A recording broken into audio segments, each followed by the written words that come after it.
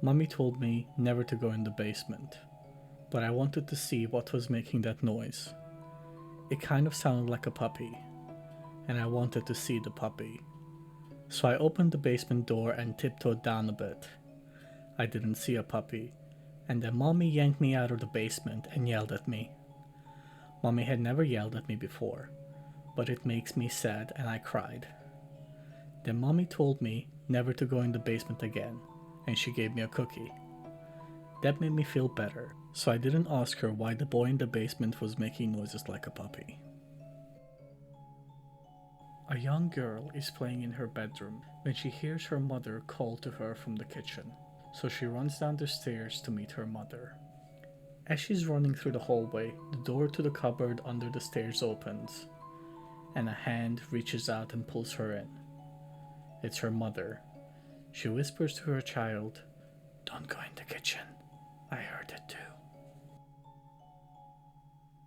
My daughter woke me up around 11:50 last night. My wife and I had picked her up from her friend Sally's birthday party, brought her home, and put her to bed. My wife went into the bedroom and read while I fell asleep watching Braves game. "Daddy," she whispers, tugging my shirt sleeve.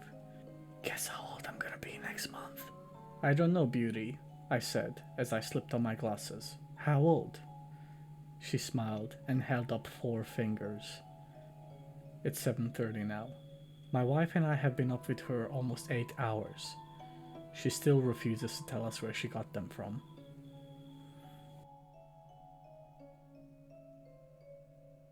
I don't know why I looked up, but when I did, I saw him there. He stood against my window.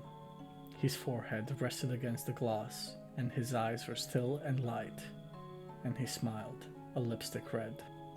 Cartoonish grin. My wife was sleeping upstairs. My son was in his crib, and I couldn't move. I froze and watched him looking past me through the glass. "Oh, please, no." His smile never moved, but he put a hand up and slid it down the glass, watching me. With matted hair, yellow skin, and face through the window. I couldn't do anything. I just stayed there, frozen, feet still in the bushes. I was pruning, looking into my house. He stood against my window. I watched as my soon-to-be father-in-law held his daughter's hands as he walked down the aisle. Tears streaming down his face as the wedding march that played in the background reminded him that, in a few minutes, he would be watching me hold his daughter's hand and slipping on her ring. He walked up the altar, and I took hold of her hand, grinning from ear to ear. It was the happiest day of my life.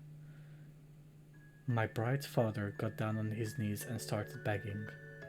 "Please, I did what you asked. Just please give me my daughter back." I glared at him.